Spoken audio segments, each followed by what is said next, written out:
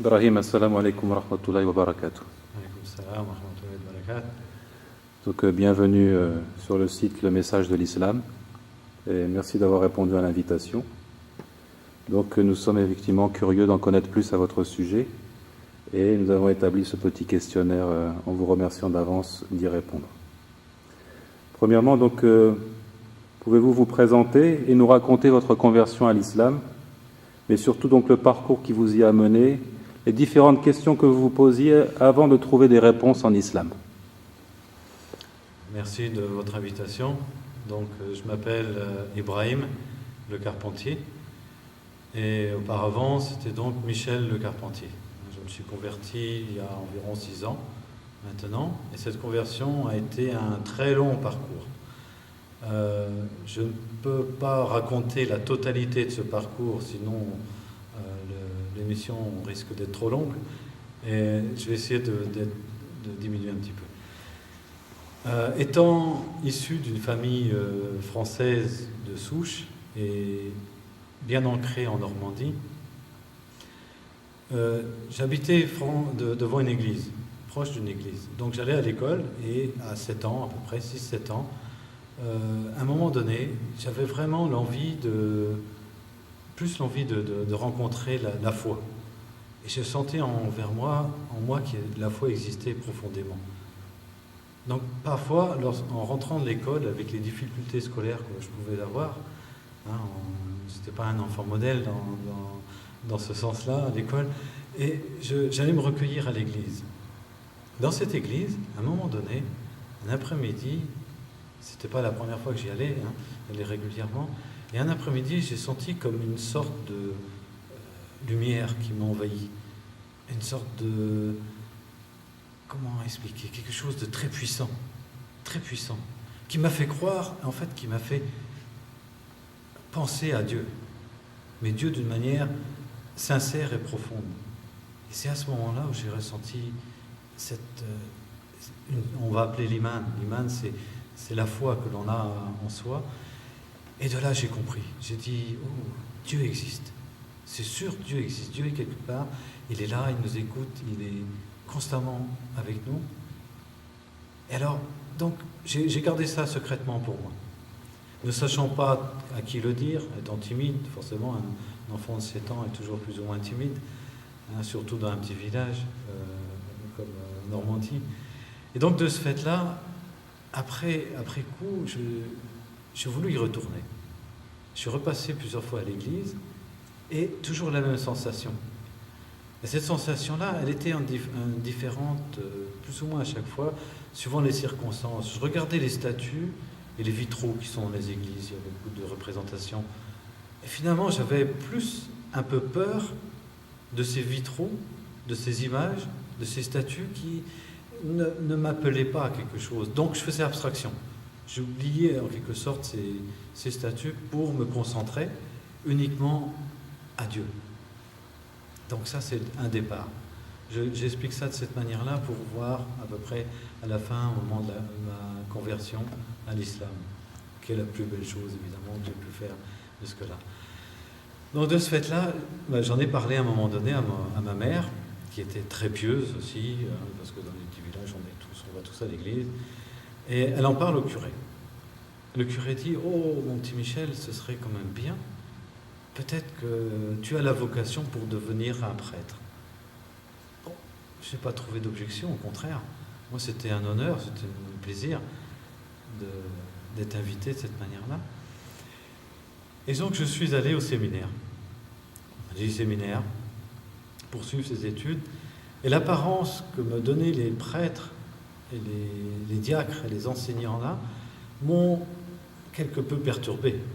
Je ne sentais pas vraiment ce que l'on pouvait prêcher, et en voyant l'image qui était différente. Et là, il y avait une sorte de crainte et une peine aussi, quelque part. Parce qu'en fait, lorsqu'on est enfant, on est crédule et on croit immédiatement. C'est facile de croire, et facile d'inculquer les bonnes idées et les mauvaises idées. Donc, à partir de là, j'ai vu que quelque chose n'allait pas déjà.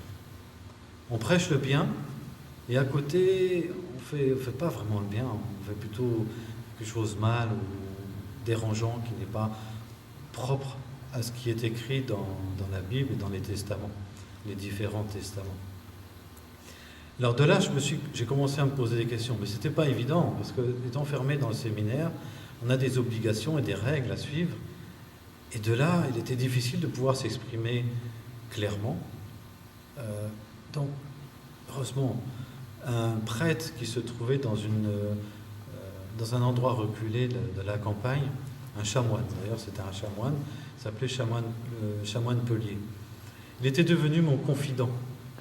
Un chanoine signifie... Un chanoine, c'est entre le prêtre et l'évêque, en quelque sorte.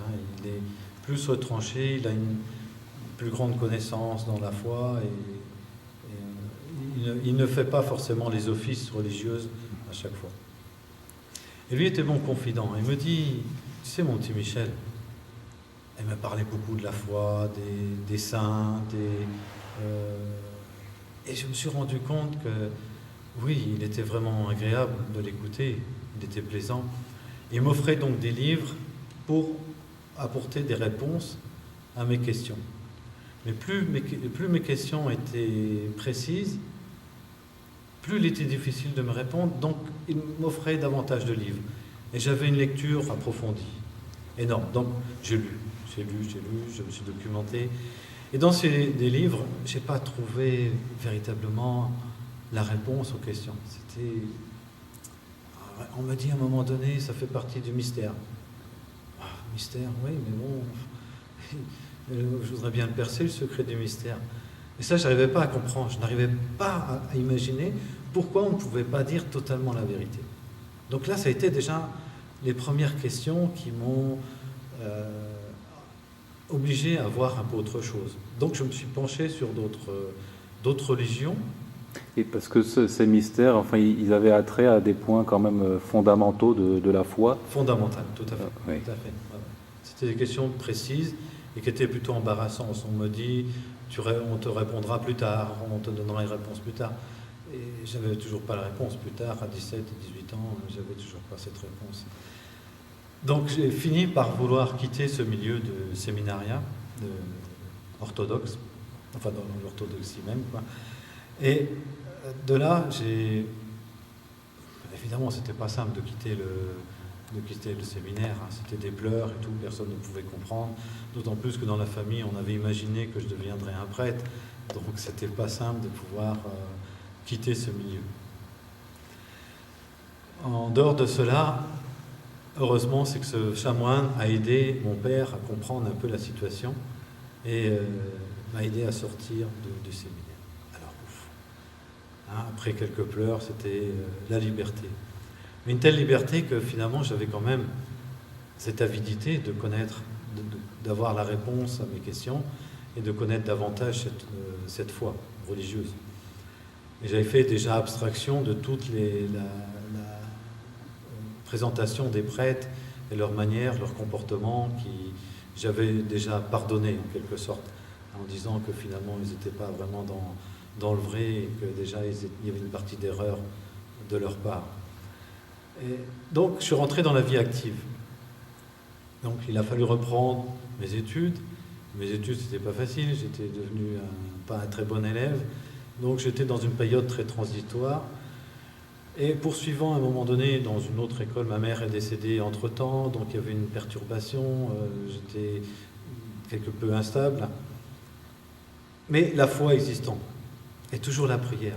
Je priais, les prières du soir, le matin, voilà, c'était un réconfort. Déjà, il y avait ce réconfort dans la prière. Une prière dans le sens où tu invoquais Dieu intérieurement, ou bien il y avait une forme concrète? Il y avait les formes déjà apprises, systématiques catholiques, quoi, hein, donc cette forme-là, mais aussi dans mon fond intérieur, la foi vis-à-vis de Dieu directement. Donc j'invoquais Dieu en direct, sans passer par les différents saints et différentes formes que l'on peut imaginer dans le christianisme. Mais finalement, sorti de cette image religieuse de séminariat, j'avais toujours cette avidité. Donc j'ai eu la chance de pouvoir quitter la France relativement tôt après mes études, j'ai travaillé rapidement et mon travail m'a permis de voyager pratiquement immédiatement, quoi. Un an ou deux après avoir été rentré dans cette société-là, on m'a proposé de partir en Afrique. En Afrique, c'était au Nigeria. Au Nigeria, dans une région un peu difficile à l'époque, parce qu'il y avait la guerre entre les River State au Nigeria. Et donc c'était un peu particulier. Mais enfin, je me suis adapté très rapidement. Et j'avais l'avidité de rencontrer toujours les gens, toujours l'approche des gens et la sensibilité des gens. Et en fait, au Nigeria, il y a différentes ethnies, différentes religions, différentes formes de vie, enfin de comportement. Et ça m'a interpellé aussi. Donc j'étais très sensible et très proche, tout en restant à distance, quoi, sans y porter de jugement, sans porter de préjugés ou quoi que ce soit, négatif ou positif. Ils étaient restés éparses. Mais de là, je voyais les différentes religions, quand même, les différentes formes. Quelques-unes m'ont interpellé, dont le vaudou, d'une forme de vaudou, quelque part, un petit peu ce qui est mythique, sorcellerie. Et en rentrant en France, je me suis dit, tiens, pourquoi pas? Ça, c'est peut-être pas mal, quand même, c'est bien. Et je me suis penché justement sur tout ce qui était plus ou moins sorcellerie, extrasensorielle. Je me suis très documenté. Et en fait, tellement bien documenté que j'ai mis en pratique assez rapidement ces formes de spiritisme et de vaudou. Et là, après réflexion, au bout d'un temps, je me dis, Michel, je crois que là, tu es en train de faire une erreur. Tu fais le mal. C'est pas ce qui est enseigné dans la religion. Les personnes vont croire en toi, croire et tout. C'est pas bon ça. Non, il faut arrêter. Donc j'ai arrêté. Donc tu avais conscience du fait que la sorcellerie pouvait amener les gens à... Et oui, parce que ils étaient sensibilisés et captés. Je les captais immédiatement et ils étaient très réceptifs. Évidemment, ils m'écoutaient comme un sage, comme quelqu'un qui... Un gourou. Un gourou. Ouais. Donc c'est là où j'ai commencé à prendre conscience qu'il y avait une déformation. C'était, je vais peut-être dire un mot vulgaire, mais masturbation psychologique. Et ça, c'est très grave.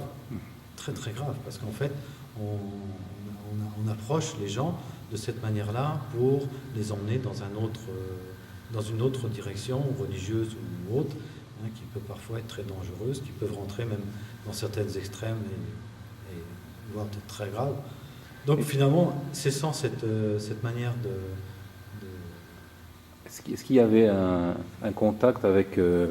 Donc est-ce que tu pensais avoir contact avec des morts, comme on croit en Occident aux fantômes? Voilà. Oui, c'est ça. Ou bien tu penses qu'il y a d'autres entités maléfiques comme des démons? Il y a d'autres aussi, mais on invoque les morts, l'esprit des morts pour pouvoir se suffire un peu à soi-même ou tenir ce dont on a besoin, en quelque sorte un paradis sur terre qui n'y est pas vraiment.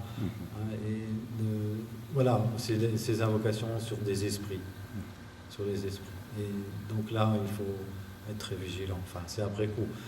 Lorsqu'on est dans le bain, lorsqu'on est dedans, on s'imagine qu'on est dans la bonne direction, que c'est bien, que c'est agréable, qu'on va, du moins, progresser spirituellement. Et heureusement, non. Malheureusement, c'est pas du tout ça. C'est pas la bonne voie.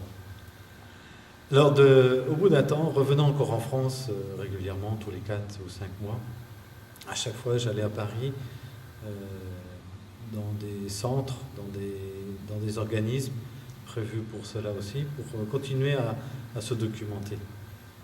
Et là, les étapes devenaient de plus en plus importantes, de plus en plus, disons, les examens devenaient un peu plus sérieux.